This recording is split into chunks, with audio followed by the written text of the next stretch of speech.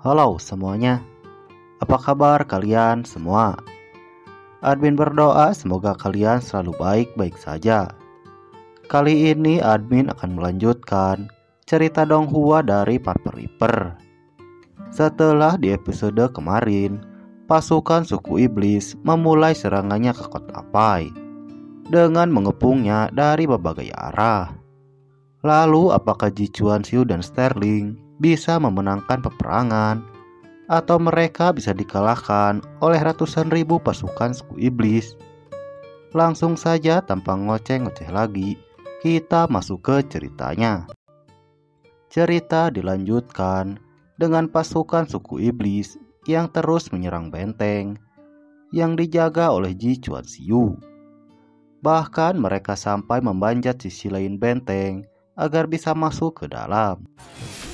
Sementara Ji Chuan Xiu dan pasukannya masih terus berjuang dan mempertahankan benteng agar tidak bisa ditembus.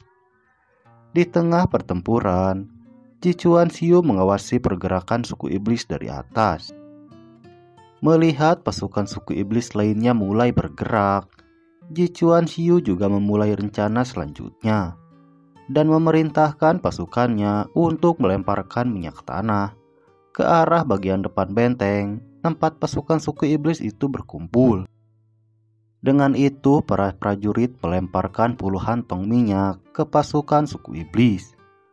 Dan di bawah perintah Ji Chuan Xiu juga, prajurit lainnya menyulut minyak itu dengan panah api yang dilontarkannya dari atas. Yang mana hal tersebut membuat prajurit suku iblis menjadi kelimpungan karena tubuh mereka penuh dengan api. Dan semua peralatan yang dibawanya juga ikut terbakar, sehingga membuat mereka menjadi ketakutan dan mundur ke arah pasukan utama suku iblis.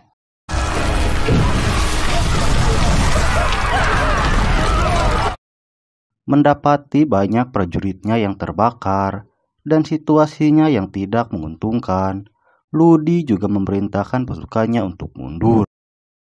Melihat pasukan suku iblis yang mundur ke arah pasukan utama, Sterling dan Ji Chuan Xiu melihat ada kesempatan dan bersiap untuk melanjutkan rencana selanjutnya. Sementara itu, Kadun melihat pasukannya yang sudah kacau malah mundur ke arah pasukan utama. Dia menjadi marah. Lei Hong yang berada di sampingnya berpendapat kalau pasukan yang kacau mundur itu akan mengganggu pasukan utamanya. Dengan itu, Kadun pun memerintahkan pasukannya untuk memanas siapa saja yang mendekat.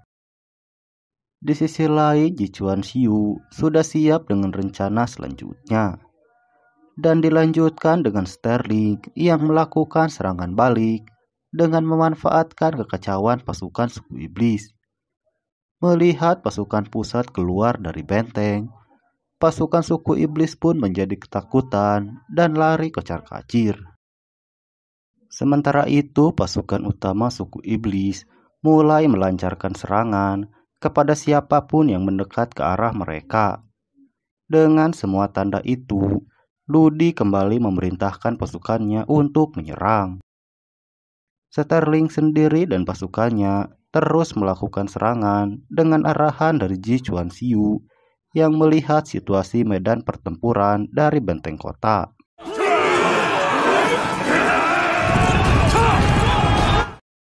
Di sisi lain, Delin yang sedang dalam perjalanan menerima laporan dari bawahannya yang mengatakan kalau mereka menemukan kamp pasukan suku iblis yang berada di depan. Akan tetapi, Chopa yang berada di sampingnya mengatakan kalau kamp pasukan suku iblis selalu dijaga dengan ketat. Oleh karena itu, Delin memutuskan untuk terus melanjutkan perjalanannya ke kota Pai. Sementara itu, Sterling dan pasukannya masih terus menyerang di bawah komando dari Ji Chuan Xiu. Yang mana hal itu membuat formasi pasukan suku iblis menjadi kacau karena tidak bisa membaca pergerakan Sterling dan pasukannya, sehingga membuat semangat bertarung mereka menjadi menghilang. Melihat pasukan pusat unggul dalam medan peperangan, Luo Jie pun mulai optimis kalau mereka bisa memenangkan peperangan. Akan tetapi Ji Chuanxiu yang berada di sampingnya memiliki pendapat lain. Dengan itu dia kembali memberikan kode agar pasukan pusat menerobos pasukan utama musuh. Melihat semua usaha yang dilakukannya telah gagal, Kadun mengumumkan bagi siapa saja yang bisa membunuh Sterling akan diberi hadiah uang. Dan seperti yang kita ketahui ya sob, kalau si Kadun ini hanya mengandalkan emosinya saja saat berperang. Dengan situasi medan peperangan yang mulai berubah, Ji Chuanxiu pun memerintahkan Bai Chuan dan Luo Jie agar bergabung dengan Sterling.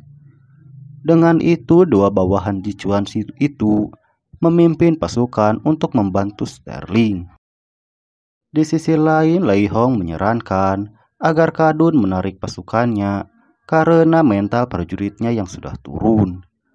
Dengan itu, pasukan suku iblis pun mulai mundur dari medan pertempuran, yang disambut dengan teriakan pasukan pusat dan Kemsiu, karena dengan itu mereka telah memenangkan pertempuran melawan suku iblis.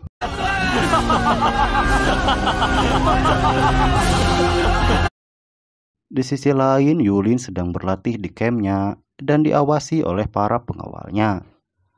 Akan tetapi karena lukanya yang belum sembuh, membuat dia kesulitan saat berlatih.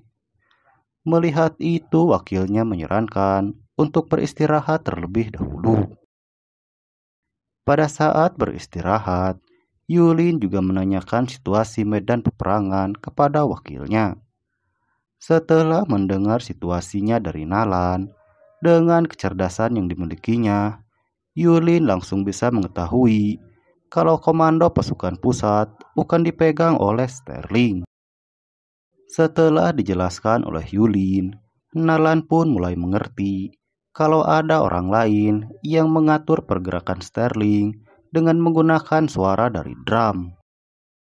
Di sisi lain terlihat Kaisar Dewa Iblis yang sedang berjalan santai dengan nasihatnya, menerima laporan kalau pasukan Kadun telah dikalahkan. Saat mendengar kabar itu, Kaisar Dewa Iblis langsung mengepalkan tangannya dan menunjukkan aura yang kuat dari dalam tubuhnya. Akan tetapi dia masih terlihat tenang dan langsung mengambil daun yang jatuh. Kaisar Dewa Iblis juga memandang daun itu sebelum akhirnya daun itu diremas, dan sekali lagi dia menunjukkan aura membunuhnya di hadapan prajurit itu. Kalau dilihat dari cara dia bertindak, sepertinya Kaisar Dewa Iblis ini adalah orang yang kuat ya sob. Baru setelah itu dia mulai berbicara dan menyuruh orang kepercayaannya untuk mengganti pemimpin. Dengan kata lain, kalau si Kadun akan disingkirkan atau diganti ya sob.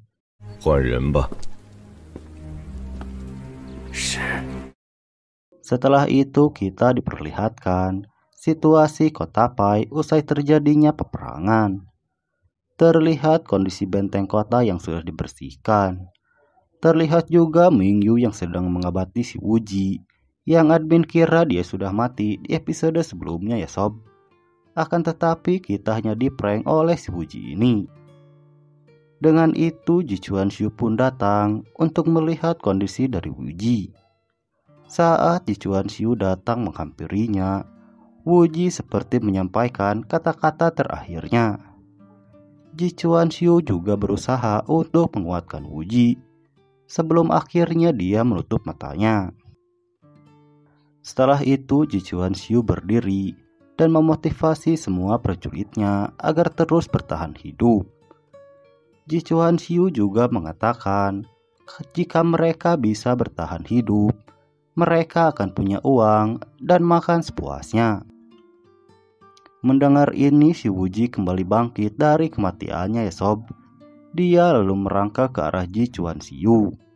Sontak hal tersebut mengagetkan Ji Chuanxiu karena dia mengira kalau si Wuji ini sudah mati. Akan tetapi si Wuji ini kembali mengeprank kita untuk kedua kalinya. Ya mau bagaimanapun, basicnya tetaplah berandalan ya sob, yang tidak bisa lepas dari uang dan makan.